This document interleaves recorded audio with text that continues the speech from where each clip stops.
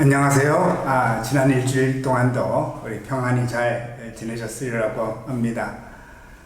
오늘은 제가 우리 지하 층이고요. 우리 미국 교회 브루클라인 제1장로교회 사무실 앞에서 제가 오늘 여러분들에게 처음 인사를 드립니다. 바로 옆은 우리 주일마다 재정부에서 재정부원들이 늘 수고하시는 방이 있고요. 또 그 옆에는 우리 주일에는 부부청년부가 아울러 우리 찬양대 2부 성가대가 우리 하는 그 방이 있습니다. 곧 우리 부부청년부들의 모임이 다시 재개되고 찬양대원들의 뜨거운 찬양 연습이 곧 재개되기를 다시 한번 간절히 기도드립니다.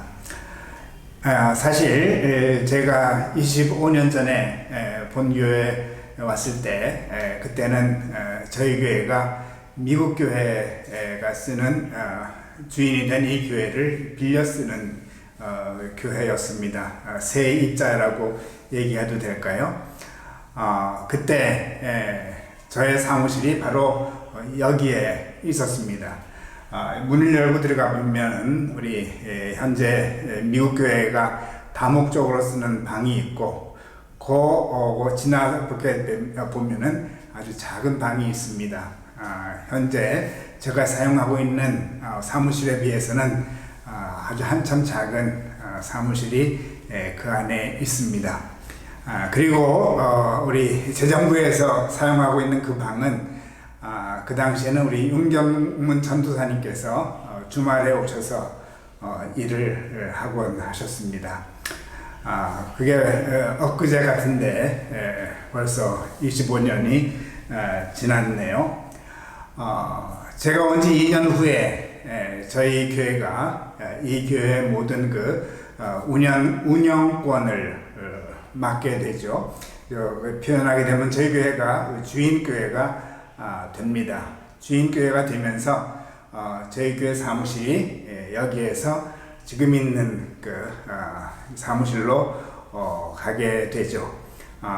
그리고 저희 교회가 ECC를 진 다음에는 또 제 방은 제 사무실은 거기에서 또 현재 있는 ECC로 가게 됩니다. 하여튼간에 반대로 미국 교회 사무실은 그 위층에 있다가 아래층으로 내려오게 되었습니다.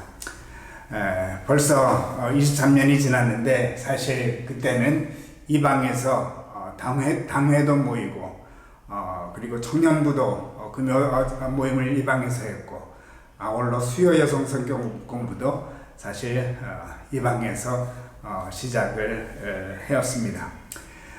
이곳을 지날 때마다 제 뇌리에는 옛 장면이 늘 스쳐 지나가곤 합니다. 지난주까지 이제 라합의 이야기를 해드렸는데 오늘부터는 이제 사사기 시대로 들어가게 되죠. 이스라엘 민족이 드디어 약속의 땅 가나안 땅에 들어와 살게 됩니다. 사사기에는 13명의 사사들의 이야기가 나오는데 그 중에 오늘은 우리 기드온의 이야기로 함께 나누고자 합니다. 사사기 시대를 한마디로 이렇게 표현하고 싶습니다. 좁은 데서 살다가 드디어 넓은 곳에 와서 살게 된 시대라고 말을 하고 싶습니다. 물론 광야나 애국보다 훨씬 좁죠. 물리적으로는 좁아 보여도 아무의 간섭도 받지 않은 곳에 살게 되었습니다. 이제는 자기들이 주인 행세를 하게 된 것입니다. 학자들마다 좀 다르지만은 250년에서 450년 사이 사사기 시대가 진행되었다고들 이야기합니다. 오랜 기간 사사기 시대가 진행되었죠. 모두 가나안 땅에 들어오자마자 소리쳤을 것입니다. 넓다. 자기를 세상이 되었다는 거죠. 이스라엘 민족 역사에서 처음 이런 경험을 했을 것입니다. 물론 이삭이 먼저 르호봇을 외쳤지만 그때는 블레셋 사람들이 다스리는 그랄 골짜기에서 외친 것입니다. 세 번째 우물을 판 후에 좁은 골짜기에서 넓다 외친 것입니다. 이제는 골짜기가 아닌 자기들이 원하는 어느 곳에서도 르호봇 외칠 수 있게 된 것입니다. 그러면 이들이 그토록 바라던 곳에 와서 생활하게 되었으니 멋지게 하나님의 영광을 위해 살기 시작했겠죠? 사사기 2장 11절 말씀을 보면 이스라엘 자손이 여호와의 목전에 악을 행하여 바알들을 섬기며 웬걸 바알을 향하여 넓다 외치기 시작한 것입니다. 바알은 풍요의 신입니다. 이삭의 르호봇과는 전혀 다른 르호봇입니다. 이삭은 좁은 골짜기에서 하나님을 향하여 르호봇 외쳤지만 가나안 땅에 들어온 이스라엘 민족은 넓은 평야를 보면서 풍요의 신을 향하여 르호봇 외친 것입니다. 농사의 신, 풍요의 신을 향하여 르호봇 외치는 이스라엘 민족을 하나님께서 가만히 두실 리가 없습니다. 2장 15절 말씀 보면 그들이 어디로 가든지 여호와의 손이 그들에게 재앙을 내리시니 곧 여호와께서 말씀하신 것과 같고 여호와께서 그들에게 맹세하신 것과 같아서 그들의 괴로움이 심하였더라. 그러나 사랑의 하나님의 그 사랑의 속성이 어디를 가겠습니까? 재앙을 내리신 후에는 사사를 보내사 그들을 구하시곤 하셨습니다. 수백 년간. 곧 사사 시대는 재앙과 돌봄의 시간의 연속이었습니다. 여기는 우리 현재 저희 교회 사무실입니다. 여기가 원래는 벽 가운데 벽이 있어서 저쪽 끝이 옛날에 제가 썼던 사무실이었고 그리고 이쪽 반보다 좀 넓은 그곳이 이제 일반 사무실로 사용을 했다가 저희 교회가 ECC를 지으면서 제 사무실이 저쪽으로 옮겨가면서 그 벽을 없애고 이제 넓게 이제 사무실 공간을 마련하게 된 거죠. 사실 제가 25년 전에 왔을 때는 저 아래에 있다가 처음으로는 저 벽 쪽 뒤쪽에 사무실에서 사무를 보곤 했었습니다.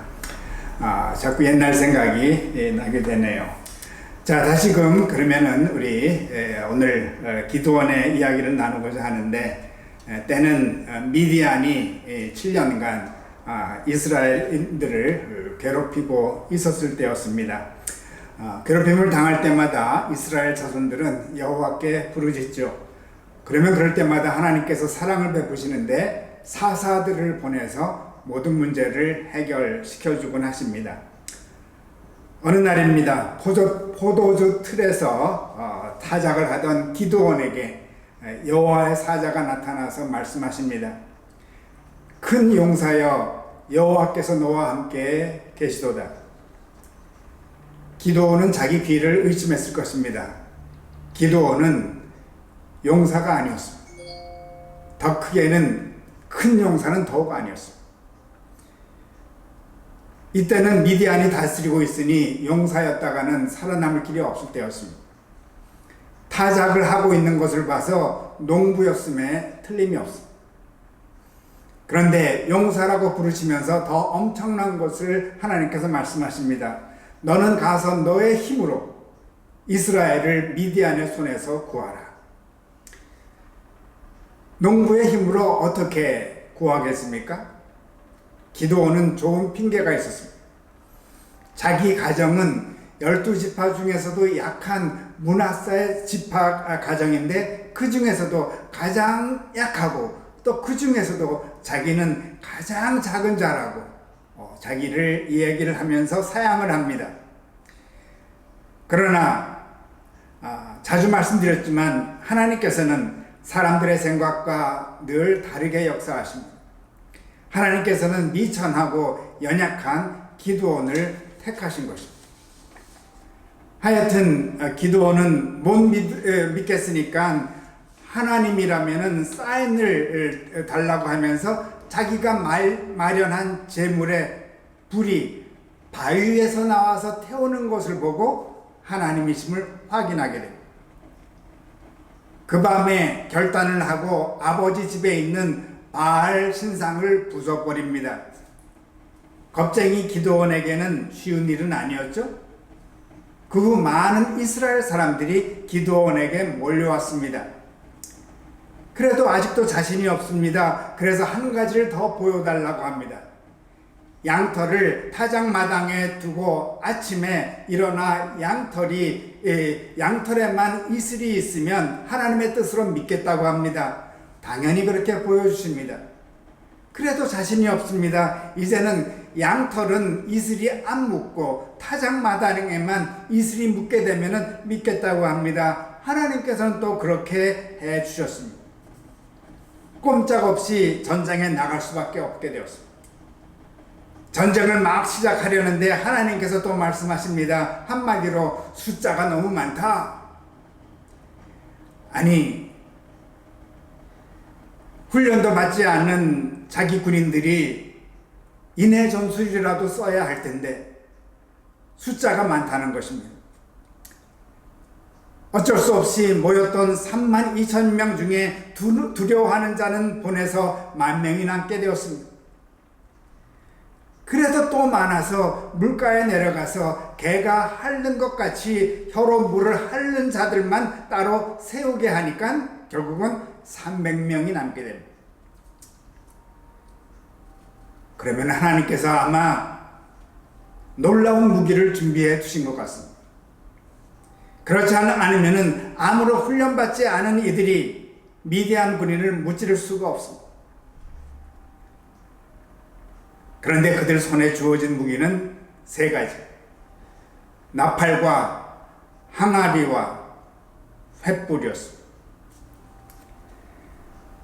황당하지만 어떻게 합니까? 하룻밤 정탐을 해보니 미디안 군인들이 이미 겁을 먹고 있는 것을 알게 되었습니다. 이에 돌격할 결심을 하고는 기드온이 나팔을 부니까는 모두 나팔을 불면서 항아리를 부수고 일제히 횃불을 높이 듭니다. 그리고는 외치기를 여호와를 위하라, 기드온을 위하라.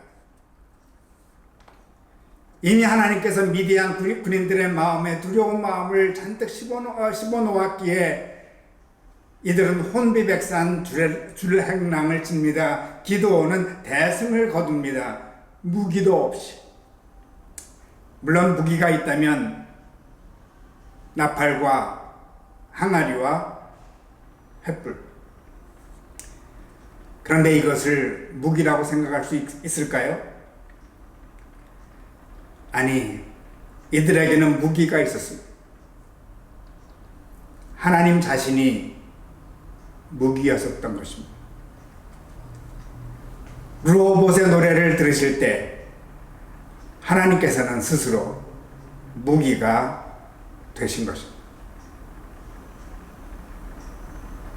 이후 바알로 향했던 르호봇이 다시 하나님께 향하게 된 것입니다.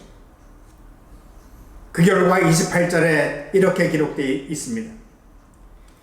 미디안이 이스라엘 자손 앞에 복종하여 다시는 그 머리를 들지 못하였으므로 기드온이 사는 40년 동안 그 땅이 평온하였더라. 그러면 이제 이스라엘 민족은 어떻게 살게 되었을까요?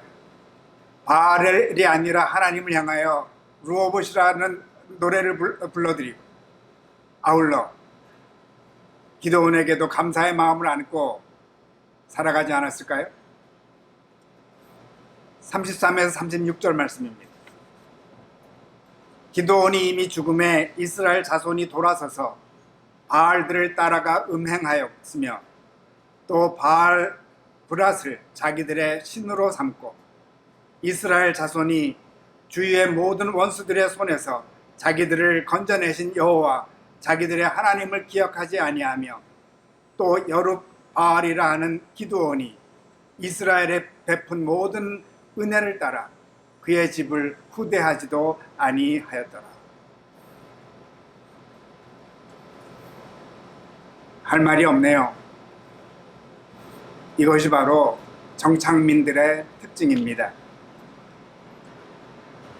하나님의 택한 백성 이스라엘도 넓은 땅에서 정착하게 되니 정착민들을 닮아가게 된 것입니다.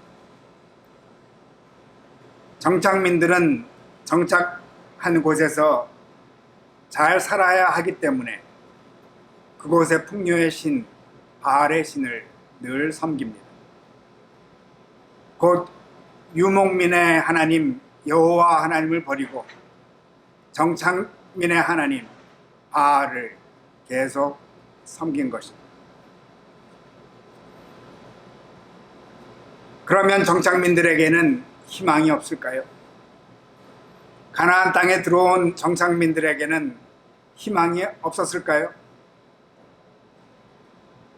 조금 전 말씀에서 한 귀절이 저의 마음에 깊게 들어왔습니다.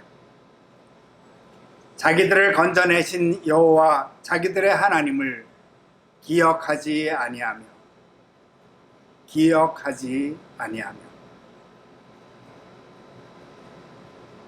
이스라엘인들이 가나안 땅에서 하나님을 기억했더라면 어떻게 되었을까요?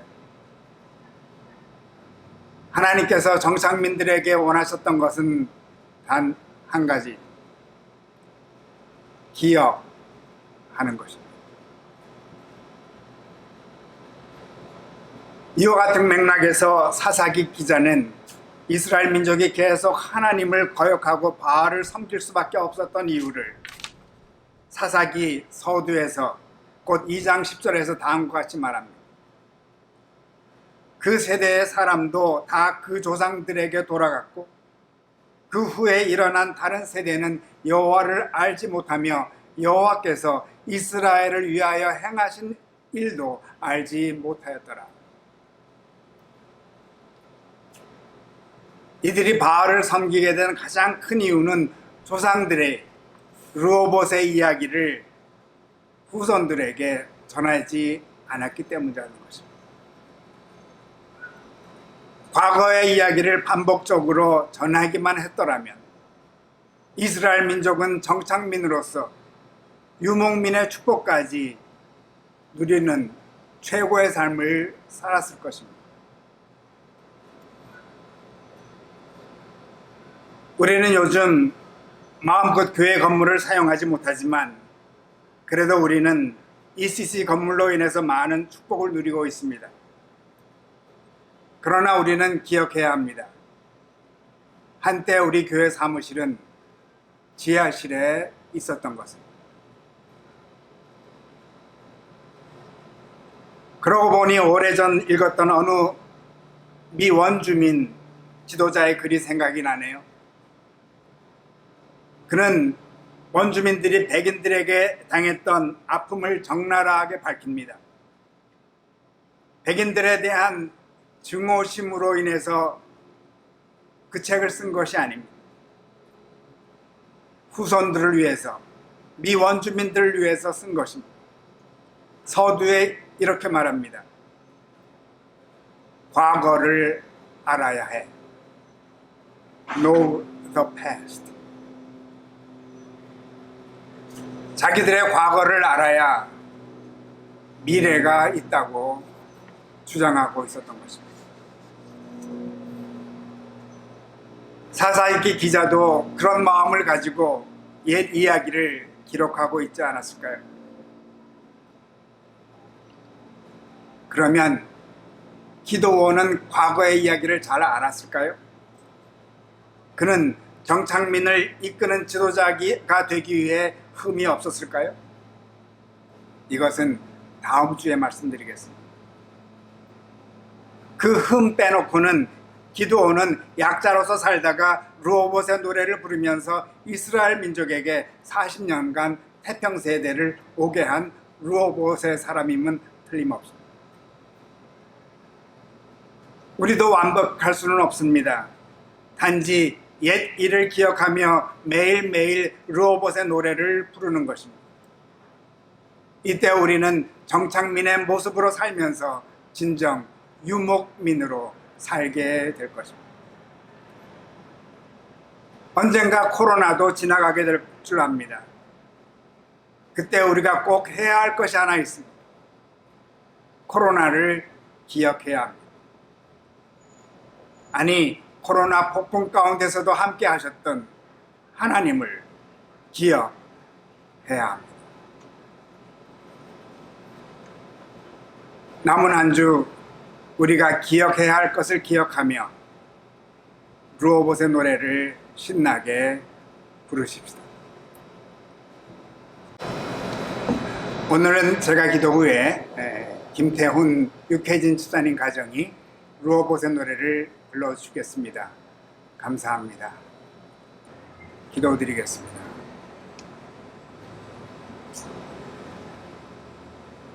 아버지 하나님, 하나님께서 이스라엘 민족을 약속의 땅, 넓은 땅, 가나안 땅에 들어오게 축복하여 줬음을 감사드립니다.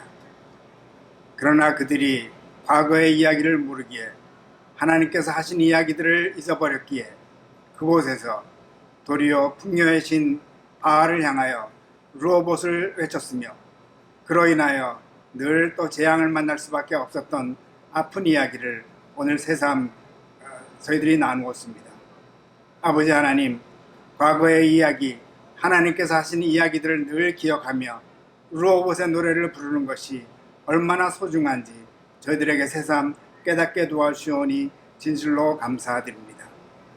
우리도 이 땅을 지나가는 자들이온데 늘 정착민으로 살지만 유목민의 마음을 가지고 과거의 이야기를 기억하며 앞으로 올 축복을 생각하며 르호봇의 노래를 늘 하나님께 불러드리는 저희들이 되게 도와주시고 저희들의 힘이 아니라 하나님 스스로가 우리를 위하여 무기가 되어주셨던 그 아름다운 일을 기억하며 하나님을 향하여 더욱 아름다운 삶의 헌신을 다하는 저희들의 삶이 되게 도와주시고 코로나의 아픔 가운데서도 하나님께서 우리와 함께 하심을 늘 기억하며 힘차게 르호봇의 노래를 부르는 매일매일이 되게 축복하여 주시옵소서. 감사드리오며 예수 그리스도 이름으로 기도드리옵나이다. 아멘.